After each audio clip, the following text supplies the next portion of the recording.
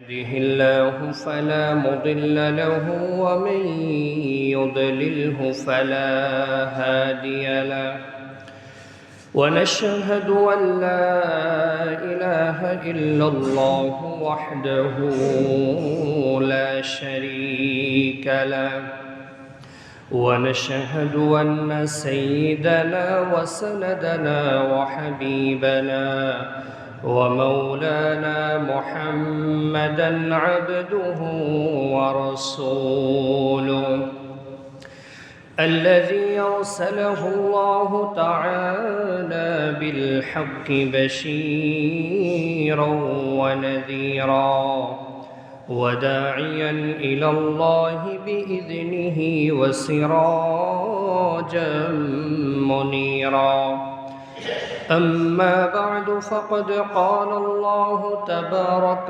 وتعالى في كلامه المجيد وفي فرقانه الحميد أعوذ بالله من الشيطان الرجيم بسم الله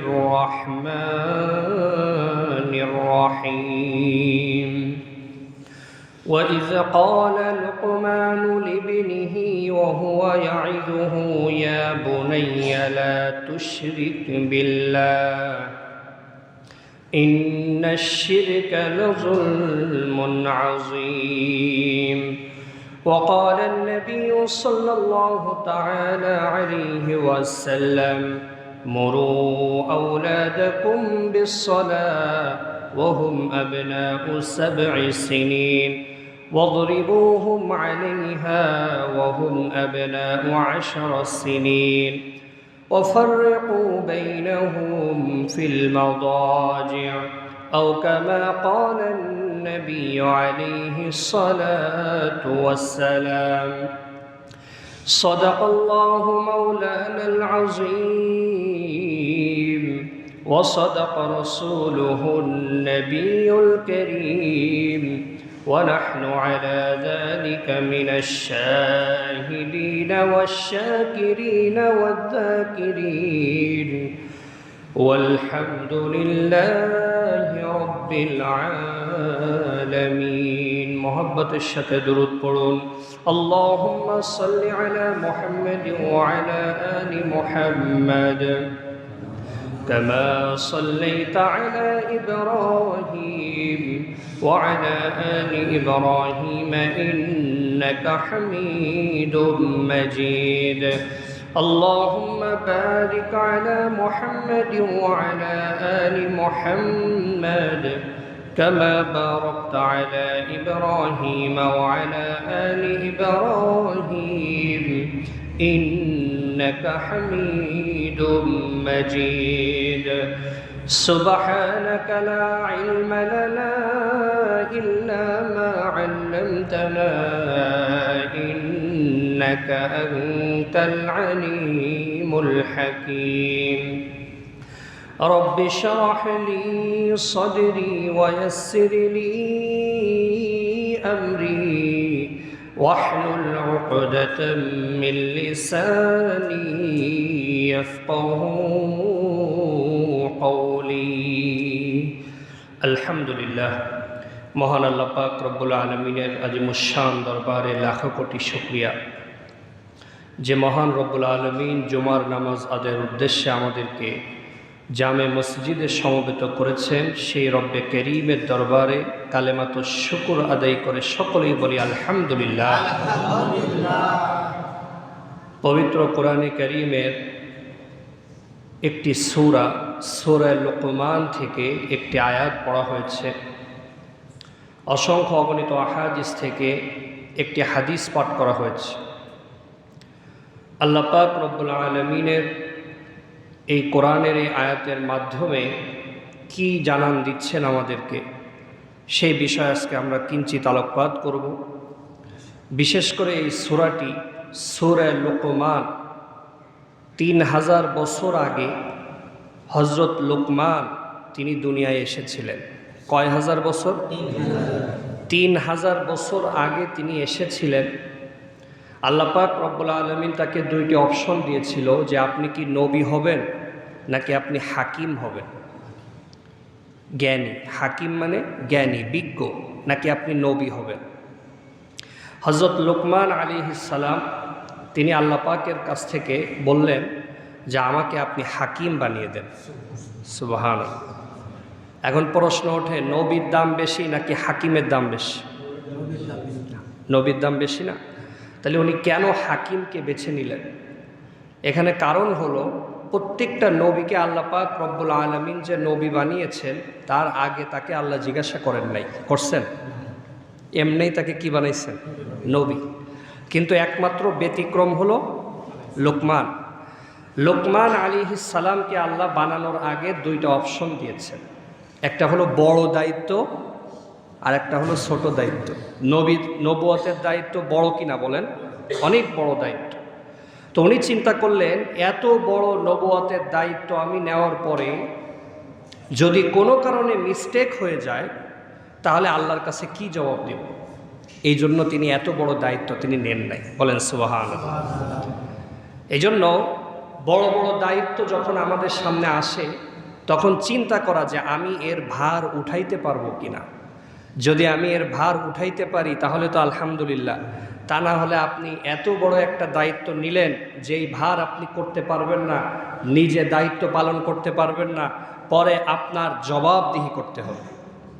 এই জন্য হযরত লোকমান আলাইহিস সালামের জীবনটা অনেক সংগ্রামী জীবন।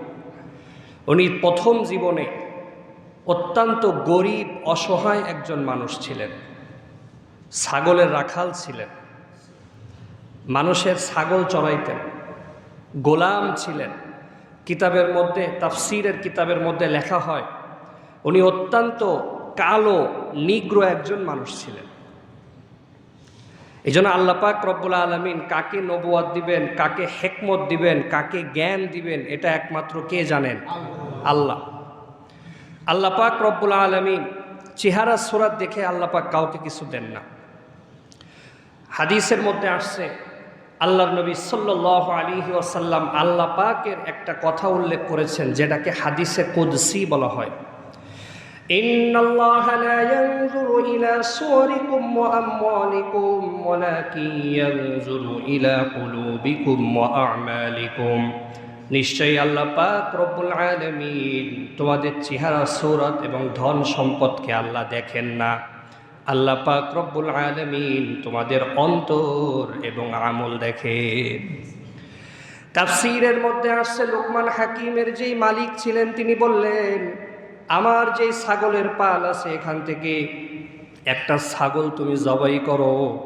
ছাগল জবাই করার পরে ছাগলের সব থেকে উৎকৃষ্ট এবং দামি যেই মাংসটা আছে, সবচাইতে ভালো যেই মাংসটা আছে সেটা আমার জন্য তুমি কেটে নিয়ে আসো। লোকমান হাকিম একটা ছাগল জবাই করলেন। ছাগল জবাই করার পরে তিনি ওই ছাগলের জিহ্বাটা তিনি কেটে নিলেন, আর ছাগলের অন্তর কলিজা এটা তিনি কেটে নিয়ে আসলেন, এনে বললেন এটাই হলো আমার কাছে সব থেকে উৎকৃষ্ট। পরের দিন মালিক আর একটা ছাগল জবাই করার জন্য লোকমান হাকিমকে বললেন এবং বললেন আজকে তুমি ছাগলের সব থেকে নিকৃষ্ট যেই জিনিসটা আছে, যেটা মানুষ খায় না, আছে না এরকম, যেটা সব থেকে খারাপ, ছাগলের মধ্যে ওই জিনিসটা তুমি আমার কাছে নিয়ে আসো। হযরত লোকমান হাকিম পরের দিন জবাই করে তিনি আবার সেই জিহ্বা এবং কলিজাটা কেটে তিনি মালিকের সামনে হাজির করলেন। মালিক তো অবাক, কালকে বললাম উৎকৃষ্ট জিনিস যে জিনিস আনছে, আজকে বললাম নিকৃষ্ট জিনিস, সেই জিনিসই কি করলো? লোকমান হাকিম আল্লাহ পাক রব্বুল আলামিন তাকে জ্ঞান দান করেছিলেন। মালিক তাকে প্রশ্ন করলো, গোলাম তুমি কেন এই কাজ করলা? লোকমান হাকিম বললেন, কারণ একটা জিনিসের মধ্যে, একটা মানুষের মধ্যে সব থেকে দামি বস্তু হলো তার কলব এবং তার জিহ্বা। ঠিক কিনা বলেন? যদি ওই মানুষটার কলব ভালো হয়ে যায়, তার কথা যদি ভালো হয়ে যায়, তাহলে সে সর্ব উৎকৃষ্ট মানুষ হয়ে যাবে। আবার একটা মানুষের কলব যদি নষ্ট হয়ে যায় আর তার জবান যদি খারাপ হয়ে যায়, তাহলে তার থেকে নিকৃষ্ট মানুষ আর দুনিয়ার মধ্যে নাই, ঠিক কিনা? এই জন্য উনি এই মেসেজটাও দিলেন।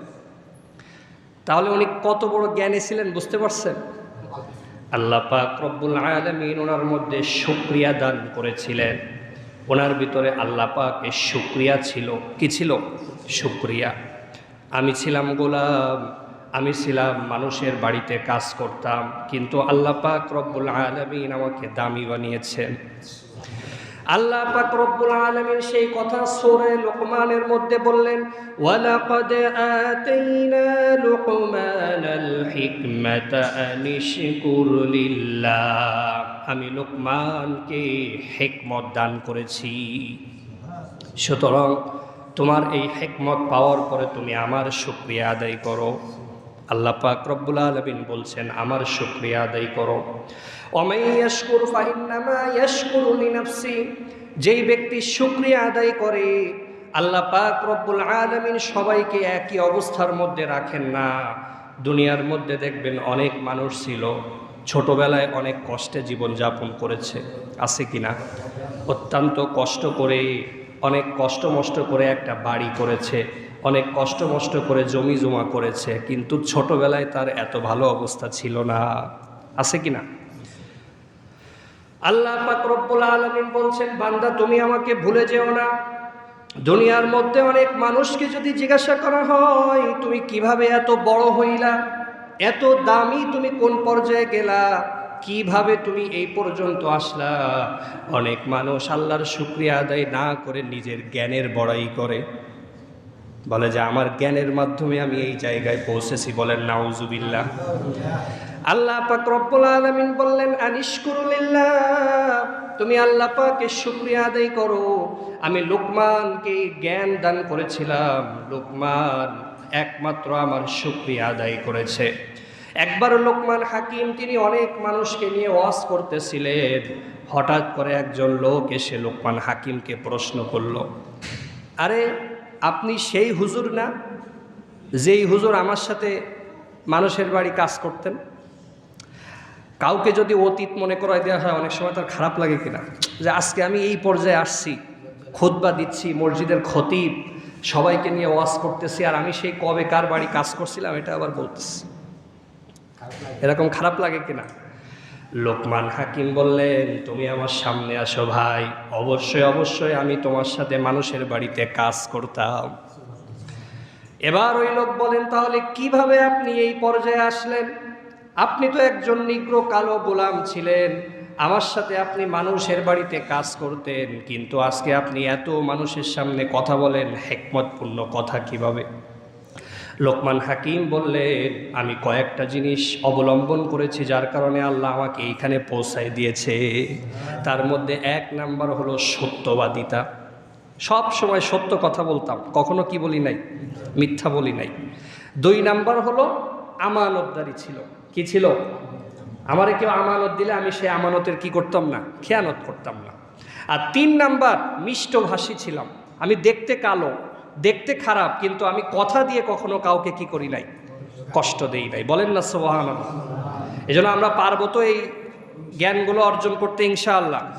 1 নাম্বার আমরা সত্য কথার সাথে থাকবো ইনশাআল্লাহ। বলেন। 2 নাম্বার আমাদের ভিতরে আমানতদারি থাকবে। কি থাকবে? আমানতদারি। আমানতের খেয়ানত করা যাবে না। সেটা ছোট্ট আমানত হতে পারে। ছোট্ট ছোট্ট আমানতের সংরক্ষণ করে আল্লাহ পাক বড় আমানতও তার জিম্মাদারিতে দান করেন, ঠিক কিনা বলেন?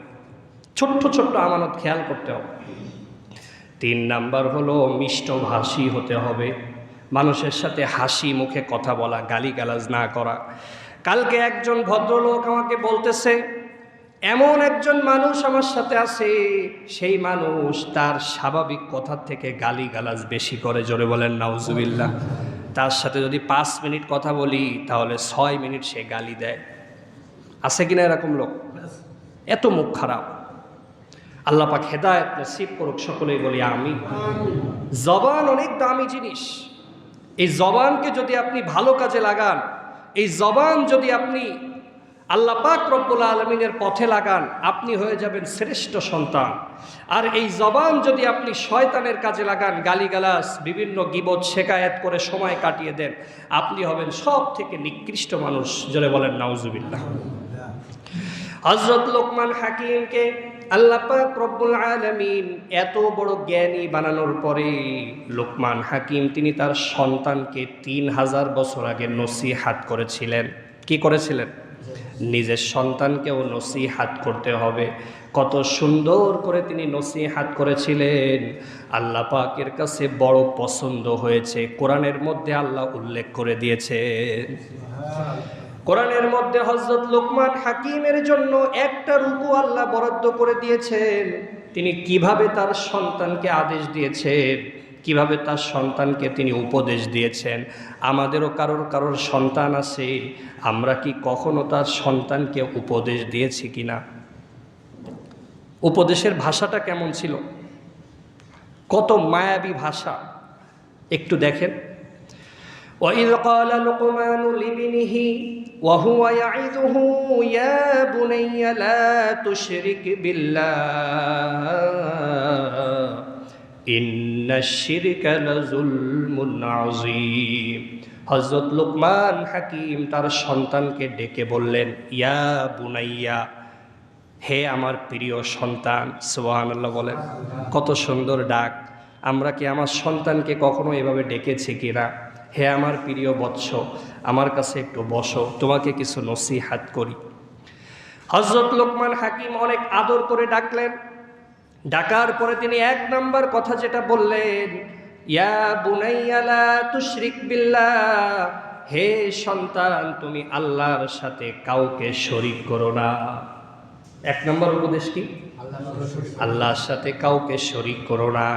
ইন্নাশ শিরকা লাযুলমুন আযীম, নিশ্চয় শিরিক হলো মহা পাপ। লাযুলমুন আযীম, মহা জুলুম, সব থেকে বড় জুলুম। প্রত্যেকটা গুনাহি জুলুম, তার মধ্যে সব থেকে বড় জুলুমের নাম হলো শিরিক।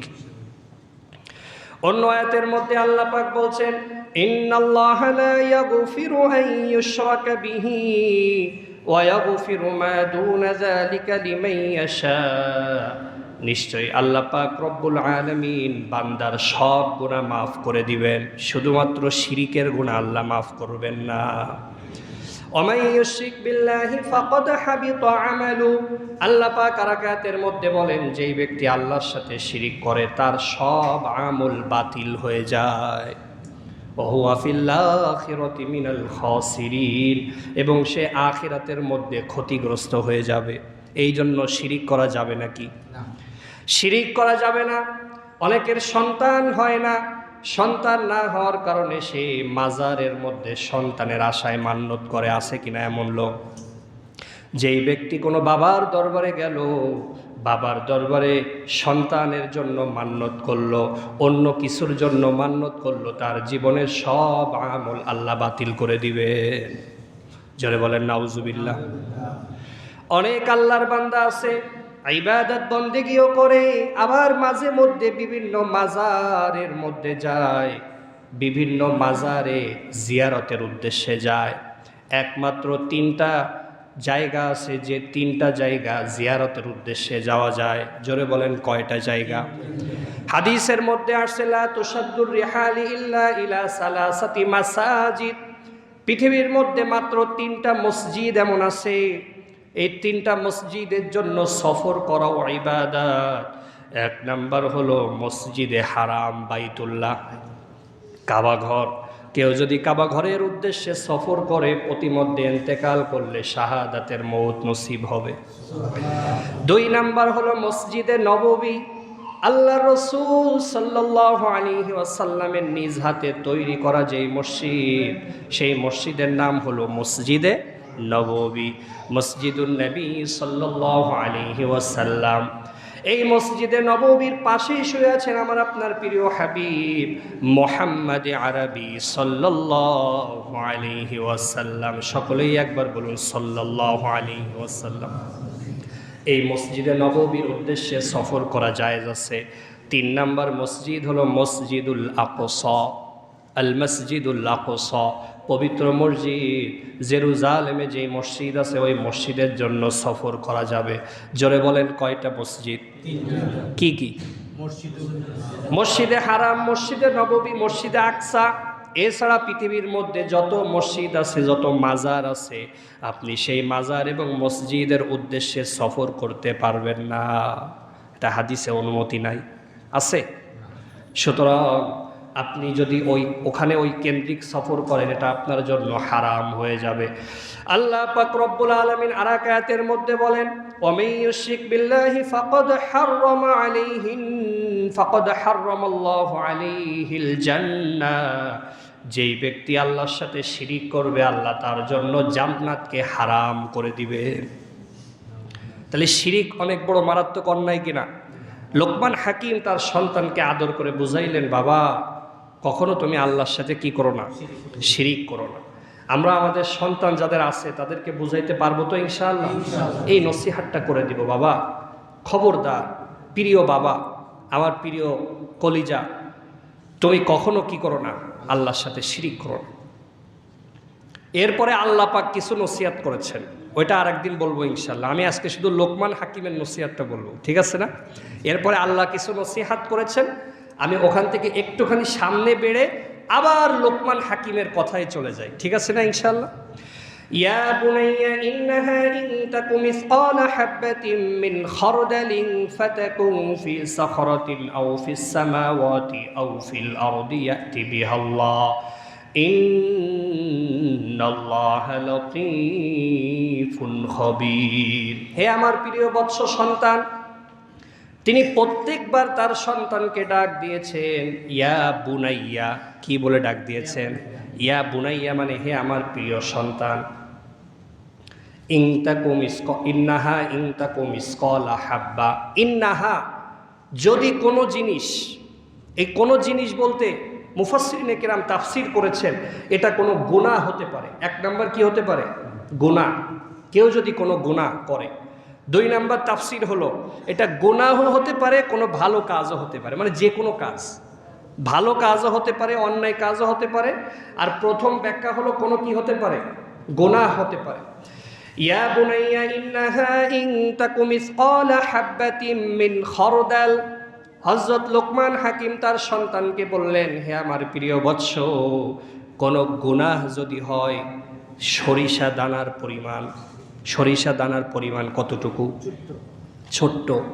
এই সরিষা দানার পরিমাণও যদি গুনাহ হয়, ফাতাকুন ফি সখরাতিন, আর যদি সেটা কোনো পাথরের মধ্যে থাকে। হযরত আনাস রাদিয়াল্লাহু তাআলা আনহু থেকে বর্ণিত, নবী করিম সাল্লাল্লাহু আলাইহি ওয়াসাল্লাম ইরশাদ করেন, কোনো বান্দা যদি কোনো পাথরের মধ্যে যেও কোনো আমল করে, কোথায় চলে গেছে? পাথর, পাথরের মধ্যে কিছু দেখা যায়, সেইখানে ঢুকে যেও যদি সে কোনো আমল করে, আল্লাহ পাক রব্বুল আলামিন ইয়াতি বিহাল্লাহ, কিয়ামতের দিন সেই আমলকেও আল্লাহ হাজির করে দেবে। আল্লাহ পাকের দৃষ্টি থেকে কোনো কিছু এড়ানো সম্ভব না। আল্লাহ পাক রব্বুল আলামিন কেমন দেখেন? হাদিসে কুদসির মধ্যে আল্লাহ পাক রব্বুল আলামিন ইরশাদ করেন, একটা পিপীলিকা যদি কালো পাথরের উপরে অমাবস্যার রাতে হাঁটাহাঁটি করে, তাহলেও আল্লাহ পাক সেই পিপীলিকার পায়ের আওয়াজকেও আল্লাহ শোনেন। আল্লাহ পাক রব্বুল আলামিন ওই পিপীলিকার অন্তরের মধ্যে কি হচ্ছে এটাও আল্লাহ জানেন। সুবহানাল্লাহ। আল্লাহর কাছে কোনো কিছু অসম্ভব? অনেকে চিন্তা করে আল্লাহ তো দেখে না। আল্লাহ পাক রব্বুল আলামিন আমাদের কত কাছে, কত কাছে। সূরা কফের মধ্যে আসছে, ওয়ালাকাদ খালাকনাল ইনসানা ওয়া না'লামু মা তুওয়াসওয়িসু বিহি নাফসু। আমি মানুষকে সৃষ্টি করেছি এবং মানুষের অন্তরের মধ্যে যে চিন্তা ভাবনা হয় এই সব কিছু আমি জানি। মা তুওয়াসওয়িসু বিহি নাফসু, মানুষের অন্তরের মধ্যে অনেক কিছু ওয়াসওয়াসা আসে, আসে কিনা? বিভিন্ন রকম ওয়াসওয়াসা। এই ওয়াসওয়াসা কে জানেন? পৃথিবীর মধ্যে অনেক ডাক্তার তৈরি হয়েছে। একটু সবাই জিকিরের সাথে সামনের দিকে আগে, আল্লাহ আল্লাহ আল্লাহ আল্লাহ। খালি জায়গা পূরণ করে বসেন, আল্লাহ আল্লাহ আল্লাহ আল্লাহ আল্লাহ আল্লাহ আল্লাহ আল্লাহ আল্লাহ, লা ইলাহা ইল্লাল্লাহু মুহাম্মাদুর রাসূলুল্লাহ সাল্লাল্লাহু আলাইহি ওয়াসাল্লাম।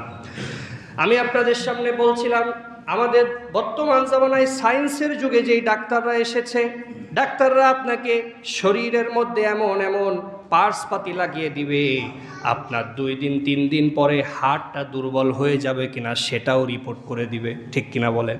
কত আধুনিক! আপনার সামনে কি হবে, আপনার এখন বর্তমানে হার্টের যে অবস্থা, কিডনির যে অবস্থা, আর 1 মাস পরে এটা ড্যামেজ হয়ে যাবে, এটা বলে দিচ্ছে ডাক্তাররা। বর্তমানের জিনিস পরীক্ষা করে আপনার সন্তান ছেলে হবে না মেয়ে হবে, এটাও তারা কি করে দিচ্ছে। সুবহানাল্লাহ বলেন। কিন্তু কোনো ডাক্তার কি এখন পর্যন্ত কোনো দিন বলতে পারছে অন্তরের মধ্যে মানুষ কি ভাবতেছে? পারছে? কি ভাবতেছি আপনি, আমি কি ভাবতেছি, অপারেশনের সময় কি ভাবতেছি, আগামীকাল কি ভাববো, কালকে কি ভাবছি, এটা কি কেউ বলতে পারবে? এটা একমাত্র কে জানেন? আল্লাহ পাক সেই কথা বললেন, ওয়ালাকাদ খালাকনাল ইনসানা ওয়া না'লামু মা তুওয়াসওয়িসু বিহি নাফসু। আল্লাহ পাক রব্বুল আলামিন তিনি বলছেন, নিশ্চয়ই আমি মানুষকে সৃষ্টি করেছি, ওয়া না'লামু মা তুওয়াসওয়িসু বিহি নাফসু, মানুষের অন্তরের মধ্যে যেই কল্পনা হয় এটাও আমি আল্লাহ জানি। ওয়া নাহনু আকরাবু ইলাইহি মিন হাবলিল ওয়ারিদ, আর আমি প্রত্যেকটা বান্দার শাহরগের থেকেও নিকটে আছি। সুতরাং আমি তো বলি আল্লাহ পাক রব্বুল আলামিন আমার থেকেও আমার নিকটে আছেন। ঠিক কিনা বলেন? মানে বোঝেন নাই? আমার দেহটা যত কাছে তার থেকেও আল্লাহ আমার কাছে আছেন। এখন বলেন আল্লাহ সব কিছু দেখতেছেন কিনা? সব কিছু আল্লাহ দেখতেছেন। লোকমান হাকিম তার সন্তানকে আদর করে বললেন, ইয়া বুনাইয়া ইন্নাহা ইন তাকু মিসকালা হাব্বা, হে সন্তান, যদি কোনো আমল হয় সরিষা দানা পরিমাণ, ফাতাকুম ফি সখরাতিন, আর সেই আমলটা যদি তুমি করো কোনো পাথরের মধ্যে, যে আও ফিস সামাওয়াতি, অথবা আসমানের মধ্যে, যে আও ফিল আরদি, অথবা জমিনের কোনো জায়গায়, ইয়াতি বিহাল্লাহ, আল্লাহ পাক সেই আমলকেও কিয়ামতের দিন হাজির করে দিবে।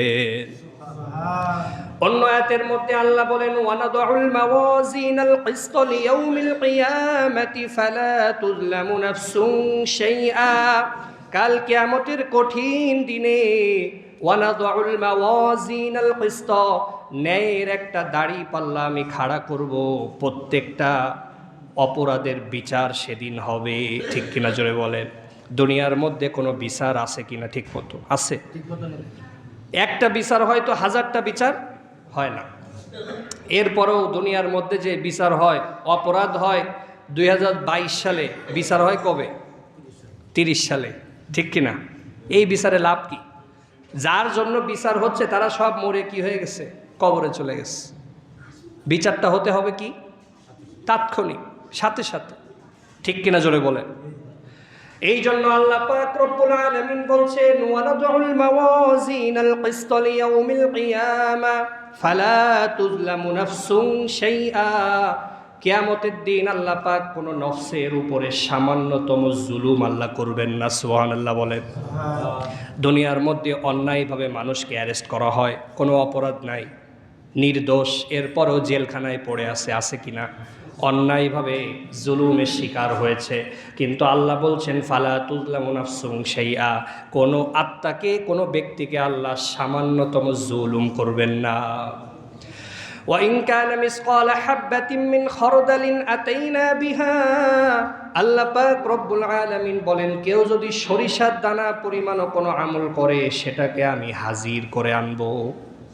ওয়াকাফা বিনা হাসিবিন, আর এই প্রত্যেকটা আমলের হিসাব রাখার জন্য আমি আল্লাহ যথেষ্ট।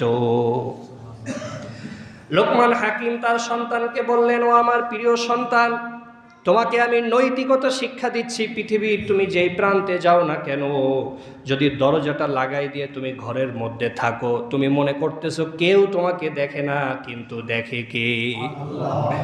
ওয়াহু আলা কুল্লি শাইইন কাদির ওয়াল্লাহু আলিমুম বিযাতিস সুদূর। আল্লাহ পাক রব্বুল আলামিন অন্তরের অন্তরস্থলের খবর তিনি রাখেন।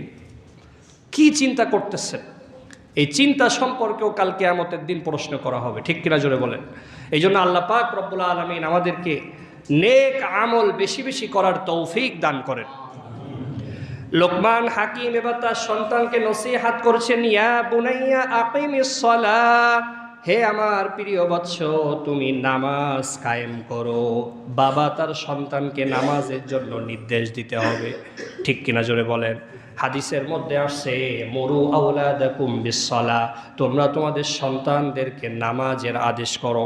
ওয়াহুম আবনাউ সাবআ সিনিন, যখন তাদের বয়স হয়ে যায় 7 বছর বয়স। কয় বছর? 7 বছর বয়স হইলে তাদেরকে নামাজের জন্য আদেশ করো। ওয়াদরিবুহুম আলাইহা, আর যখন এই সন্তানের বয়স হয়ে যায় 10, তখন তাকে তোমরা প্রহার করো নামাজের জন্য। সুবহানাল্লাহ বলেন। নামাজ না পড়লে কি করতে হবে? প্রহার করতে হবে, শাসন করতে হবে। জরবা ইয়াজরিবু জরবান শাদীদা, প্রহার করা। কেন বললেন? নিজের কলিজার টুকরা সন্তানকে যদি আপনি নামাজি না বানান, এই সন্তানই বড় হয়ে আপনাকে হত্যা করতে দ্বিধাবোধ করবে না, ঠিক কিনা জোরে বলেন। অমানুষ কিছু সন্তান আছে না, ঐশী নিজের বাবা মাকে কি করছে? জবাই করছে, এখন জেলখানায় আছে, আপনারা জানেন। সেদিন আর একটা মেয়ে এরকম সাভারের ঘটনা আমরা দেখলাম পত্রিকায়, সে নিজের বাবাকে ফেসবুক লাইভে এসে জবাই করছে। জোরে বলেন না নাউজুবিল্লাহ। আপনারা দেখছেন এই ঘটনা? নিজের বাবাকে জবাই করে বলতেছে যে আমার বাবাকে আমি হত্যা করে ফেললাম। সন্তানটা এরকমই হবে ইনশাআল্লাহ। যদি আপনি সন্তানকে মানুষের মতো মানুষ না বানাইতে পারেন, তাহলে সন্তানটা অমানুষ হবে। কি হবে? একদিন 2 দিনে কিন্তু একজন খারাপ হয় না, হয় আস্তে আস্তে সুযোগ পাইতে পাইতে পাইতে পাইতে এমন একটা অবস্থায় চলে যায়, তখন আর তারে নসিহাত করলেও কোনো কি হয় না। 10 বছর বয়সে একটা বাচ্চাকে আপনি যেভাবে বলবেন সেভাবেই সে চলবে, কিন্তু একটা বাচ্চার যখন বয়স হয়ে যায় 20, তখন কিন্তু সে একটু বোঝে, তখন কিন্তু আর তারে যেদিকে বলবেন সেদিকে যাবে না। এই জন্য শুরুতেই তাকে প্রাথমিক তাকওয়া শিক্ষা দান করেন। হযরত লোকমান হাকিম তার সন্তানকে বললেন, ইয়া বুনাইয়া আকিমিস সালাহ, হে সন্তান তুমি নামাজটা কায়েম করো। এই জন্য আদেশ করা যাবে তো ইনশাআল্লাহ। আমরা আমাদের সন্তানকে আদর করে বসে বুঝায় বলবো, সন্তান আমি কিন্তু তোমার বাবা, আমি তোমার সব থেকে বেশি মহব্বতকারী একজন বাবা, কিন্তু নামাজ যদি তুমি ছেড়ে দাও তোমার সাথে আমার কোনো সম্পর্ক। এখন বাবাও সিগারেট খায়, সন্তানও সিগারেট খায়, যদি এরকম হয়, আছে কিনা কিছু নালায়েক? বাবাও তো নামাজ পড়ে না, বাবা নষ্টামি করে বেড়ায়, সন্তান কি কোনোদিন নামাজ পড়বে? কারণ মুরব্বীকে যেদিকে যেতে দেখবে ছোট বাচ্চারা তো সেই দিকেই যাবে, ঠিক কিনা জোরে বলেন। এই জন্য আমলটা আগে নিজের মধ্যে কি করা লাগবে? সেট করতে হবে। আমরা আমাদের আসাতাজায়ে কিরামকে দেখেছি, তারা আমাদেরকে কখনো তাহাজ্জুদ পড়তে বলেন নাই, তারা নামাজ পড়ছেন, রাতে উঠে তাহাজ্জুদে দাঁড়িয়ে গেছেন, আমরা দেখে দেখে আমরাও দাঁড়িয়ে গেছি। সব কিছু কি বলা লাগে? আপনি যখন মসজিদে আসবেন, আপনার সন্তান চিন্তা করবে আজান দিলেই আমার বাবা টিভি নিয়ে বসে না, আমার বাবা মসজিদে চলে যায়, সুতরাং আমারও কাজ আজান দিলে কোথায় যাওয়া লাগবে, ঠিক আছে না? কিছু কিছু বলেও করতে হবে, আর কিছু আমলের মাধ্যমে করতে হবে। আপনাকে দেখে আপনার সন্তান নামাজি হয়ে যাবে। ওয়া'মুর বিল মা'রুফি ওয়ানহা আনিল মুনকার। এরপরে আল্লাহ পাক রব্বুল আলামিন হযরত লোকমানের কথাকে বলছেন। লোকমান তার সন্তানকে বললেন, সন্তান তুমি সৎ কাজের আদেশ করো, অসৎ কাজের নিষেধ করো। অন্য জায়গায় কোরআনের মধ্যে আসছে, কুনতুম খায়রা উম্মাতিন উখরিজাত লিন-নাস, তোমরা হলো সর্বশ্রেষ্ঠ উম্মত। সর্বশ্রেষ্ঠ উম্মত আল্লাহ বলেছেন, এখানে কোনো মুসলমান নির্ধারিত না, একটা কাফের মুশরিকও সেও সর্বশ্রেষ্ঠ, যদি সে কয়েকটা কাজ করে। 3টা কাজ করতে হবে। কয়টা? 3টা কাজ করলে সর্বশ্রেষ্ঠ হওয়া যাবে। তা'মুরুনা বিল মা'রুফি ওয়া তানহাউনা আনিল মুনকারি ওয়া তু'মিনুনা বিল্লাহ, সৎ কাজের আদেশ করা, অসৎ কাজের নিষেধ করা, এবং আল্লাহর প্রতি ঈমান আনা। বুঝতে পারেন নাই? কয়টা আমল? এই 3টা আমল যদি তুমি করো তাহলে তুমি সর্বশ্রেষ্ঠ উম্মত হয়ে যাবে। অন্য জায়গায় হাদিসের মধ্যে আসছে, মান রাআ মিনকুম মুনকারান ফালইউগাইরুহু বিয়াদি, তোমাদের মধ্যে কেউ যদি অন্যায় কাজ দেখে, আপনার চোখের সামনে অন্যায় হচ্ছে, আপনি কি হেঁটে চলে যাবেন? ফালইউগাইরুহু বিয়াদি, সে যেন হাত দ্বারা সেটাকে পরিবর্তন করে দেয়। অন্যায় কাজকে পরিবর্তন করে একটা নেকির কাজ চালু করে দিবেন। পরিবর্তন করা, খারাপ কাজ হচ্ছিল, খারাপ কাজটা বন্ধ করে দিয়ে একটা কি করে দিতে হবে? ভালো কাজ। যদি সমর্থ থাকে তাহলে এটা করবেন। ফাইল্লাম ইয়াস্তাতিউ ফাবিলিসানি, আর যদি হাত দ্বারা এরকম পরিবর্তন করা তার ক্ষমতা না থাকে, তাহলে কমপক্ষে জবান দ্বারা সে প্রতিবাদ করবে। ফাইল্লাম ইয়াস্তাতিউ ফাবিলিসানিহি ফাইল্লাম ইয়াস্তাতিউ ফাবিকলবি, আর যদি জবান দ্বারা না পারে, কমসে কম অন্তরে ঘৃণা থাকতে হবে। অন্যায় কাজ হচ্ছে, আপনার ক্ষমতা নাই কিছু বলার, আপনার কথা কেউ শুনবে না, আছে কিনা এরকম? এত অবাধ্য, এত উগ্র, আপনি কিছু বললে উল্টা আপনারে কি করতে আসবে? মারতে আসবে। বর্তমান যুব সমাজ দেখেন না কত খারাপ। ইচ্ছা মতো মোটরসাইকেল চালায় যাবে, এখান থেকে অ্যাক্সিডেন্ট করে নিজেও মারা যাবে, শব্দ দূষণ করে মানুষকে ক্ষতি করবে। ওরে যদি রাস্তার মধ্যে থামায় আপনি কিছু বলেন, মুরব্বী আর কিছু দেখবে না, হুজুর আর মুরব্বী কোনো কিছু মানামানি নাই, থাপড় মেরে দিবে একটা। বেয়াদব, কি বেয়াদব, আদব কায়দা নাই। বেয়াদব হয়ে গেছে কার কারণে? কিসের কারণে? কারণ তার বাবা মা তাকে কি করি নাই? মানুষ করি নাই। ঠিক কিনা জোরে বলেন? যে খালি সন্তান খালি পয়দা করলেই হবে না, সন্তানটাকে কি করতে হবে? মানুষের মতো মানুষ বানাইতে হবে, তা না হলে এই সন্তান আপনার আমার জন্য অভিশাপের কারণ হবে।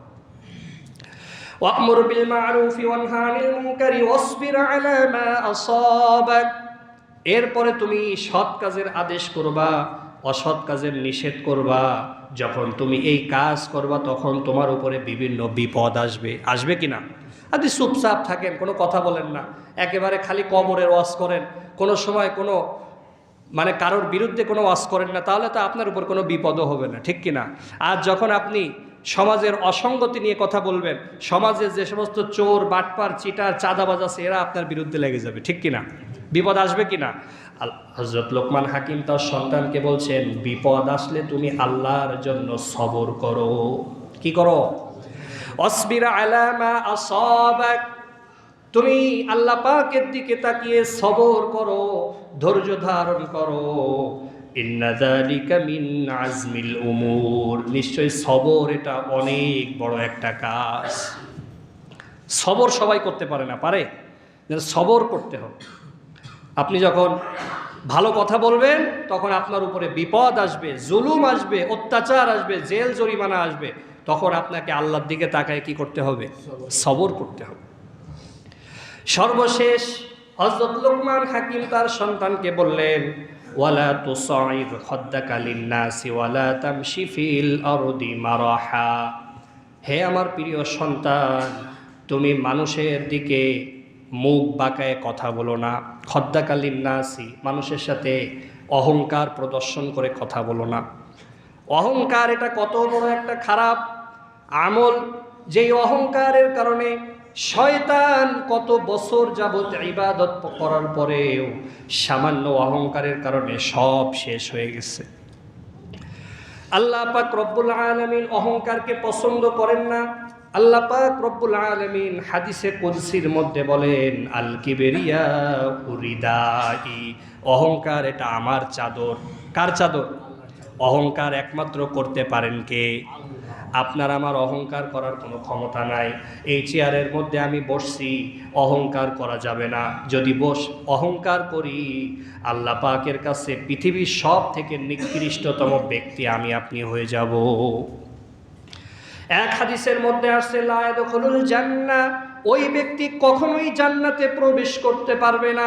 মান কানা ফি কলবিহি মিসকালা যাররাতিন মিন কিবির, যার অন্তরের মধ্যে সরিষার দানা পরিমাণ অহংকার আছে, সেই ব্যক্তিও কখনো জান্নাতে প্রবেশ করতে পারবে না।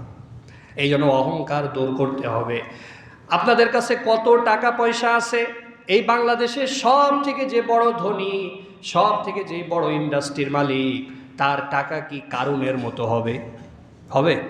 কারুনের সম্পদের মতো হবে নাকি তার থেকে কম হবে? কারুনের মতো ধনী। তার সম্পদের যেই গোদাম ছিল সেই গোদামে চাবি উঁচু করতে 70টা উট লাগতো। সুবহানাল্লাহ বলেন। চাবি উঁচু করতে এত পরিমাণ সম্পদ থাকার পরেও সে অহংকার করেছিল। কি করেছিল? আল্লাহ পাক তারে কি করে দিছে? মাটিতে ডাবায় দিছে। কোরআনের মধ্যে আসছে, ইন্না কারুনা কানা মিন কওমি মূসা। মূসা আলাইহিস সালামের ভাই ছিল কারুন, কিন্তু ফাবাগা আলাইহিম, অহংকার করেছে, নিজের আত্ম অহমিকা প্রদর্শন করেছে। আল্লাহ বলছেন ফাখাসাফনা বিহি ওয়া বিদারিহিল আরদ, তাকে এবং তার ঘরবাড়ি সম্পদ সহ আমি জমিনে ধসাই দিছি। এই দুনিয়ার মধ্যে সব থেকে বড় ক্ষমতাবান যে আছে, বর্তমান দুনিয়ার সব থেকে বড় ক্ষমতাবানের নাম হলো ডোনাল্ড ট্রাম্প। কি যা বলবে তাই, সবাই স্যালুট করে। দেখেন না, যেই দেশে যায় আগের থেকে লাল গালিচা। এখন বলেন, ডোনাল্ড ট্রাম্পের থেকেও কি ফিরাউনের ক্ষমতা বেশি ছিল না কম? নাকি ডোনাল্ড ট্রাম্পের ক্ষমতা বেশি? ফিরাউন। কিন্তু ফিরাউন অহংকার করেছে। ইন্না ফিরাউন আলা ফিল আরদ, ফিরাউন অহংকার করার কারণে আল্লাহ পাক তাকে দরিয়ার মধ্যে সুবাই সুবাই মেরেছে। আল্লাহ তার লাশটাকে সংরক্ষণ করে আমাদের সামনে রেখে দিয়েছেন। মিশরের জাদুঘরের মধ্যে গেলেই ফিরাউনের লাশটা মমি করা আপনি দেখতে পারবেন। এত বড় ক্ষমতাবান, কিন্তু ক্ষমতা টিকেই নাই। এই জন্য মোহতারাম হাজিরিন, অহংকারকে বাদ দিতে হবে। পারা যাবে না ইনশাআল্লাহ। ওয়ালা তুসাইর খাদ্দাকা লিন-নাসি ওয়ালা তামশি ফিল আরদি মারহা, জমিনের বুকে তুমি দম্ভ ভরে চলো না। জমিনের বুকে তোমার চলার ধরনটা হবে বিনয়ের সাথে। কিসের সাথে? বিনয়। তোমাকে চললে যেন তোমাকে অহংকারী মনে না হয়, এমনভাবে তুমি তাকাও, তাকাইলে মনে হয় যে তুমি অহংকারী। আল্লাহর রাসূল কারোর সাথে কথা বললে পুরাপুরি তার দিকে চেহারা ফিরায় তিনি কথা বলতেন। অনেক ব্যক্তি দেখবেন এমন আছে, আপনার সাথে কথা বলবে কিন্তু আর একদিকে তাকায় থাকে, আছে কিনা? ভাব কি তার? সে আপনার দিকে তাকাইতেই পারে। গরিব পোলাপানের সাথে আমি কথা বলবো, ওর দিকে তাকায়। মোহতারাম হাজিরিন, লোকমান হাকিম বলল, খবরদার, জমিনের বুকে অহংকার করে তুমি চলো না। ইন্নাল্লাহা লা ইউহিব্বু কুল্লা মুখতালিন ফাখুর, আল্লাহ পাক পছন্দ করেন না প্রত্যেক অহংকারীকে, আল্লাহ পছন্দ করেন না। মুখতাল এবং ফাখুর দুইটা শব্দ আসছে। মুখতাল মানে যে নিজেকে নিজে ভালো বলে, আছে কি না? যে আমি ভালো, আমি সবচেয়ে ভালো খতিব, আমার থেকে ভালো ইমাম আর কেউ নাই, আমার থেকে ভালো জ্ঞানী আর কেউ নাই, আমার থেকে ভালো রাজনীতিবিদ আর কেউ নাই, আছে কি না? মুখতাল। আর ফাখুর মানে নিজে এটা অন্তরের মধ্যে কল্পনাও করে, নিজে নিজে কি করে? কল্পনা করে যে আমি তো অনেক শ্রেষ্ঠ। নিজেকে সব সময় বিনয়ের সাথে রাখতে হবে। আপনার যত ক্ষমতাই থাক না কেন, আপনাকে এই ক্ষমতা যিনি দিয়েছেন তার নাম কি? এটা মনে রাখতে হবে। এই ক্ষমতা আমার নিজের বড়াই না। এই টাকা পয়সা, ধন দৌলত, সম্পদ, অর্থ, সম্মান, ইজ্জত, মান, খতিবগিরি, ইমামতি, আরও যত যা কিছু আছে এগুলো আমার নিজের না। আমার তো আরও অনেক আত্মীয় স্বজন, ভাই বোন ছিল, তারা তো কেউ এই পর্যায়ে আসতে পারি নাই। একমাত্র আল্লাহই আমাকে এনেছেন। ঠিক কিনা জোরে বলেন। এটা মাথায় রাখবেন, শুকরিয়া আদায় করবেন। এরপরে লোকমান হাকিম সর্বশেষ বলে দিলেন, ওয়াকসিদ ফি মাশিকা, তুমি অহংকার না করে তোমার চলনের মধ্যে তুমি মধ্যম পন্থা অবলম্বন করো। ওয়াকসিদ ফি মাশিকা ওয়াগদুদ মিন সাউতি, এবং তোমার আওয়াজকে তুমি ছোট করে রাখো। আওয়াজকে কি করতে হবে? ছোট। আওয়াজকে বড় করা যাবে না। ইন্না আনকারাল আসওয়াতি লাসাউতুল হামির, নিশ্চয়ই সব থেকে আওয়াজ বেশি হলো গাধার আওয়াজ। কার আওয়াজ? 10 জন লোক একসাথে কথা বললে দেখবেন ওখানে 2-1 জন লোক এমন চিল্লান দিবে, সবাই তার দিকে তাকায় পড়ে, বলে যে আজকে চিল্লায় একেবারে কথা বলে আসছি। আল্লাহ পাক ডাক দিয়ে বলছেন, তুমি যে চিল্লায় কথা বলছো, তুমি কোরআনের ভাষায় তুমি একটা গাধা। কি? এই জন্য পারা যাবে না ইনশাআল্লাহ। লোকমান হাকিম তার সন্তানকে যে নসিহাতগুলা করেছেন, আল্লাহর কাছে এত পছন্দ হয়েছে। প্রত্যেকটা নসিহাত আল্লাহ পাক রব্বুল আলামিন কোরআনের মধ্যে উল্লেখ করে দিয়েছেন। আল্লাহ আমাকে আপনাকে সেই আমলগুলা করার তৌফিক দান করুন। সকলেই বলি আমিন। ওয়া আখিরু দাওয়ানা আনিল হামদুলিল্লাহি রাব্বিল আলামিন। যাদের সুন্নাত বাকি আছে কবলা